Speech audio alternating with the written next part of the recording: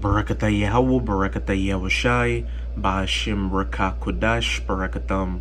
First and foremost, I want to give all praises, glory, and infinite honors to Yahweh, Ba'ashim Yahushai. Double honors to the apostles and elders of Great Millstone who rule and teach well. And peace and salutations to Ya'akim out there pushing this word in truth and sincerity to the four corners of the globe. May you brothers endure until the end. This is the Brother Aya with another video, and I'll be reading from an article on activistpost.com titled Venezuelans Shudder at News of Biometric ID Deal with Chinese Tech Giant. This is going to be another video dealing with the mark of the beast, which is that microchip implant. And 2019 was aptly named the year Esau really pushes for this chip, because if you keep your eyes in the news and watch these brothers' videos, information's coming out daily on this microchip implant, as well as systems that are going to lead towards that microchip implant. And it's going to be on a global scale and not just in the United States, from the slums of India to the high rises of China. Because I mean, if you just look at Sweden alone, they're really pushing for this chip, and you've got companies in the United States making their employees get that chip or what have you. But as things seem right now, China seems to be a testing ground for these new technologies, and also it seems the elites are moving towards the east with this economic reset, to where places like China and Russia are going to be the new powerhouses, the leaders of the new world, in a word. But as we keep saying, that's not going to be the case. The only people that have next to you so-called Negroes, Latinos, and Native Americans, which are the true children of Israel, because the kingdom is the next rulership to come after the downfall of Esau, Edom, the so-called white man. And not only does China seem to be a testing ground, but Venezuela as well, because with their economic collapse and just that state of anarchy down there, it's allowing them to test the waters for these new technologies, as we'll see with this article. And I should say so-called Venezuelans, because the true name of you so-called Venezuelans are Asherites, because you're of the 12 tribes of Israel, of the northern tribes. When Reuters revealed in November 2018 that the Venezuelan government had contracted with the Chinese company ZTE to develop a national biometric identification system, public relations were mixed. The report stirred outrage both in Venezuela and internationally, but for those who have closely followed the Venezuelan government as it has tightened its grip on people's data and communications, the report represented another chapter in what has become a very long story.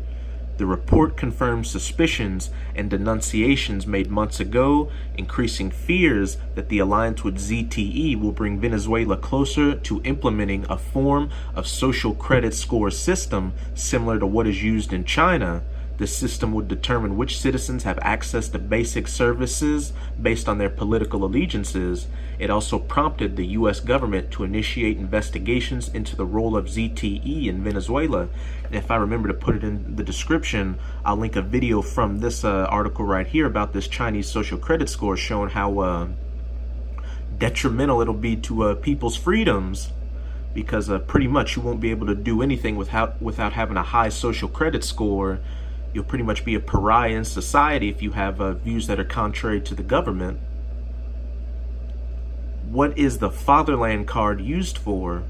The Reuters story pointed to the participation of ZTE in the development of a monitoring system whose primary tool is the Carnet de la Patria, or the Fatherland card.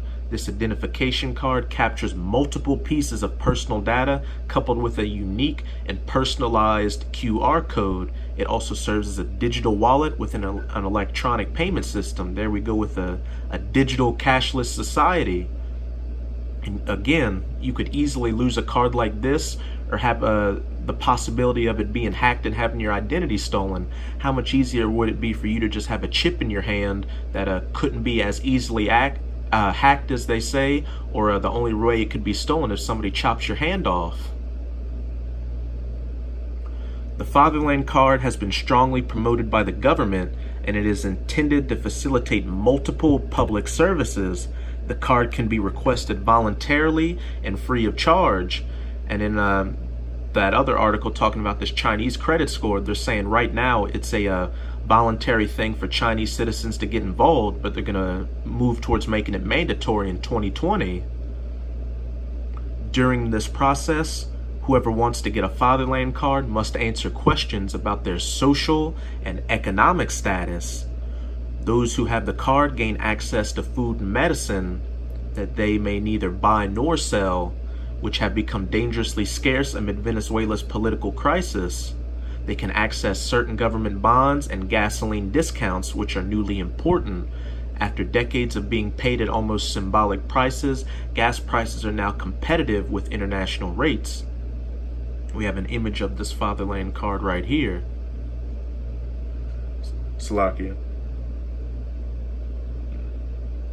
In principle, the Fatherland card was introduced as a way to streamline the state-administered distribution of food.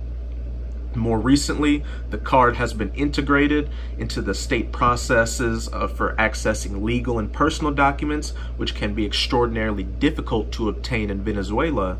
It is estimated that more than 70% of Venezuelans are already carrying the card, so that economic collapse down there in Venezuela, as well as that anarchy, has led to more than half of the country getting this card.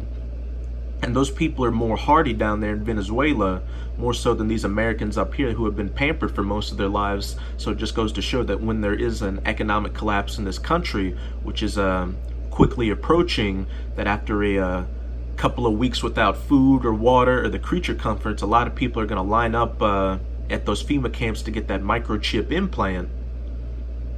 And although many of them identified themselves as followers of Chavismo, the political ideology of President Nicolas Maduro's predecessor Hugo Chavez, Venezuelans who identify as opponents of the dominant political ideology have also registered with the system in order to access personal documents. And he causeth all, whether you're for the government or against the government, to get that chip. And again, how much more so when people have gone without food and water. It doesn't matter what a political allegiance you have, you'll just want to return to some semblance of society. The benefits of the card have accumulated over time. At the beginning of 2018, a month and a half after the presidential elections, Nicolas Maduro announced that the card would be required for accessing the housing bonds and pension payments. Again, that they may neither buy nor sell. The Fatherland card and social control. Some experts say the Fatherland card has other objectives.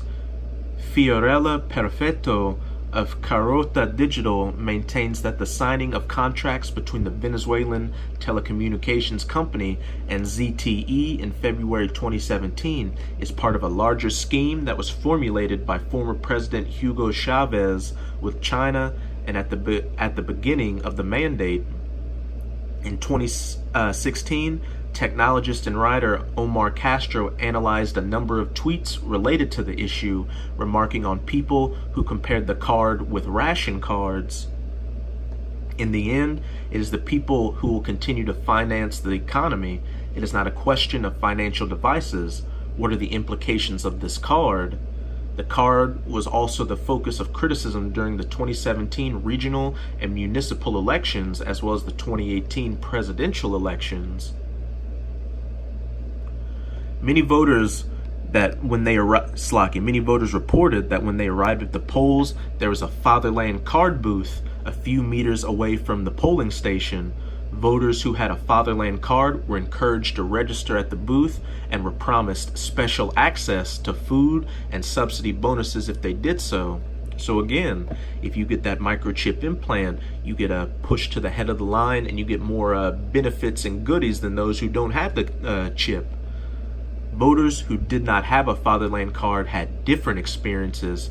Some were encouraged to sign up for the system, while others were coerced to do so. A few even reported that they were told they could not vote if they did not sign up for the Fatherland card. And whether you decide to get that chip or not, it's going to be made mandatory either way, and it's going to get to the point where if you don't take that chip, your only other option is to put your head in a guillotine and get put to death. At the same time, opposition campaign workers in Maturin reported that 3 polling places did not allow citizens to vote if they did not present a Fatherland card. The card is intended to address the country's limitations on access to cash, hyperinflation, and the serious lack of food and medicine, but it can also be seen as part of a wide-ranging state effort to control information, whether it is intended to be private or public. This has also included internet outages, attacks on online media, and the continuous censorship of media not aligned with the government and due to lack of paper, among other resources. In August 2018, political analyst Leonard Reyes wrote a Twitter thread analyzing some of the different ways people reacted to the card, among which it was suggested that the system would collapse on purpose by requesting services. And what it seems to me from that last paragraph is that this system is this Fatherland card is made to collapse so they can just easily bring in that chip as a better, more efficient alternative to it. The entrenchment of this narco-tyranny is not based on its ability to offer public services, but to gain an asymmetrical advantage of its own misrule to make citizens increasingly state-dependent and bow to social control. Victor Drax, from Caracas Chronicles, an independent media collective, commented on what a monitoring system in the context of Venezuela via the Fatherland card may mean for those who use it and for those who do not. Remember what we've been saying about the Carnet de la Patria as an instrument of oppression? Reuters just published a thorough investigation about the thing, and it's so fucking perverse. It's baffling. You know what this means? After you get on the system, the state can come directly to you and say, I know your mother needs medicine. I have it, and you'll only get it if you do what I want. This is how the state knows what to do when the time comes to exploit us. So point blank period, that chip's not going to be a benefit to humanity or to make things streamlined to society when it's mandatorily implemented. It's going to be a means of control for the elites to turn you people into the ultimate serfs. And I'm going to go to a precept we always go to when dealing with the chip, Revelation chapter 13, verse 16. And he, being the elites of the Edomites, whom the world has been given into the hands of, such as the Rothschilds, the Rockefellers, the DuPonts, the Gettys, what have you, causeth all, from Sweden, Venezuela, China, to the United States, both small and great, rich and poor, free and bond, to receive a mark in their right hand or in their foreheads, that microchip implant, and that no man might buy or sell, or to get services from the government, or to even be able to buy medicine for a family member who's sick, save he that had the mark, or the name of the beast, or the number of his name. Here is wisdom. Let him that hath understanding count the number of the beast, for it is the number of a man, and his number is 666. So brothers, with each passing day, we're getting closer and closer to the mandatory implementation of this microchip implant. So just get your spirits prepared for whatever may come at you when you're faced with taking that chip. So with that, I'm going to say Abba Ball, Kwam Yasharala. Until next time, Shalom.